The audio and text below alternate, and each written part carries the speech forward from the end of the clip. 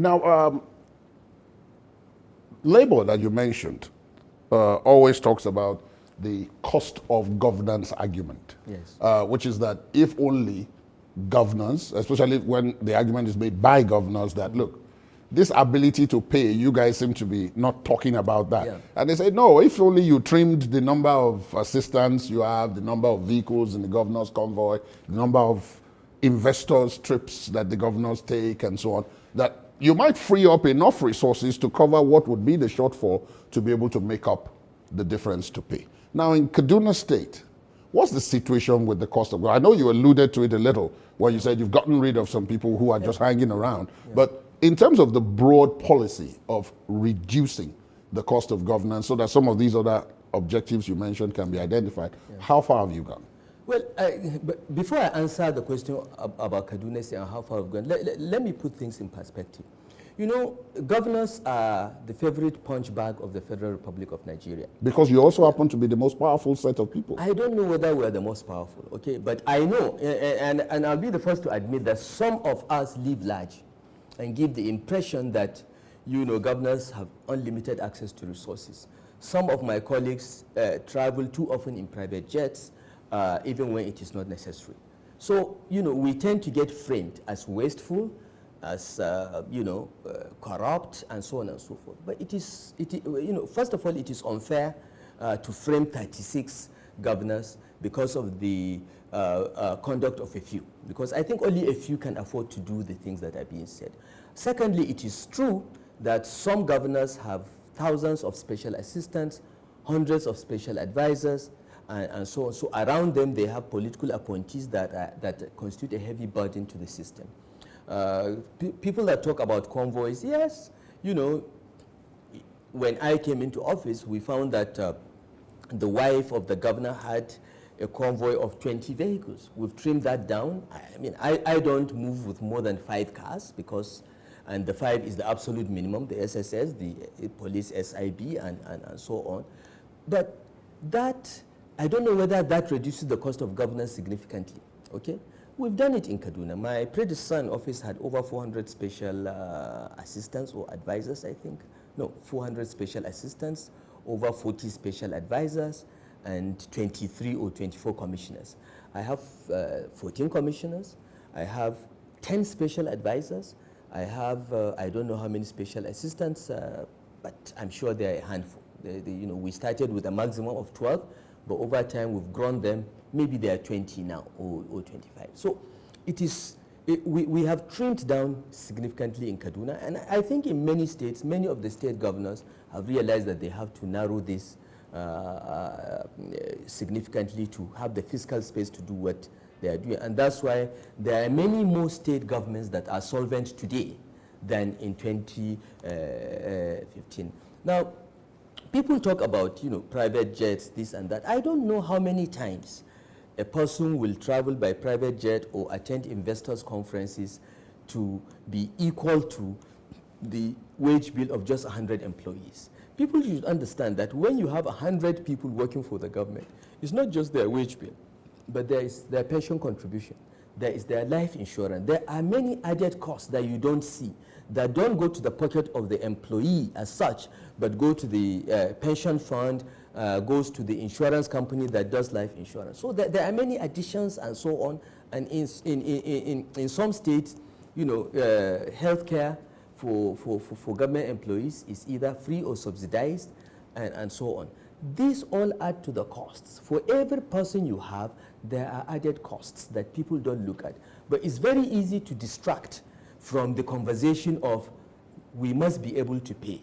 We must have a reasonable number of public servants that we truly need in the system for us to have a sustainable wage level.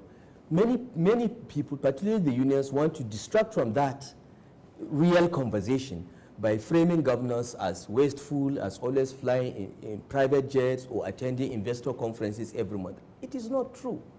It is not correct. I can speak for myself. I don't know if I've been to any investor conference in the last 3 years. Maybe I've been to one when we went to China, But other than that, I prefer that we invite investors to our own investment summit, prospective investors, than to go to conferences which, in my opinion, from my days in the BPE, amount to nothing. You don't get investors by going to those conferences. And I don't think many governors have the time or the inclination to do that. But because governors are not popular, because they are perceived to be too powerful, and people don't like powerful people, we are framed. And I think it's most unfair. I think we should have an honest conversation about the quantity of people working for the government versus the quality and the pay levels. And if we can find some equilibrium that takes into account all three, we'll have a public service that is efficient, that is effective, and is well paid. Now, you mentioned weighing numbers versus the quality. Yeah. And that brings me to the issue of teachers, which you also mentioned a bit earlier on. Yes. There was a lot of noise and a big controversy at the time here, in Kaduna State, when in one fell swoop, you asked over 20,000 teachers to go. 21,780. Now, since then, the research that I conducted has found that you've employed replacements. Yes. How many of those? 25,000 at last count. So you employed more people than you sent away. Absolutely. What's the difference? The difference is the 21,780 that we sacked were not good enough to be teachers. The 25,000 that we hired are qualified, tested, and ready to teach our children. And we think that that is a duty. It's a duty that we have to bequeath to our children, to get the best education that is free for every child in Kaduna State up to junior secondary school level. That's what we want to achieve. And this 25,000 that we hired, along with those in the system, only enables us to achieve a 1:50 Student ratio, which is not ideal. Our target is 1:40, but we know we cannot afford 1:40 immediately, so we're starting with 1:50. Before we did these reforms, it was more like 1:60. In fact, in a particular local government next door to Kaduna Metropolis, Igabi local government, the ratio of teacher to student was 1 to 168. While in some other local governments like Kaura, it was 1 to 9. So there was the issue of quality. There was also the issue of quantity and redistribution. And because Kaura local government had so many teachers that it did not need, it was one of the 8 distressed local government because the burden of paying the teachers that they didn't need was too heavy on them. When we redistributed, now we are doing the redistribution, and each local government will have, we are targeting 1:50 for now. We'll continue to hire teachers. Okay, every year we'll add a few thousand more until we reach the ideal of 1:40 for primary schools. We are also hiring another 7,600 teachers for secondary schools because, again, there is a quality and quantity issue as far as secondary education is concerned. So we are addressing that. We first address the primary because that's the foundation. And we've done that. And for me, the difference is very clear. Our students now, parents call me or send me WhatsApp messages that I now understand why you sacked the teachers you sacked.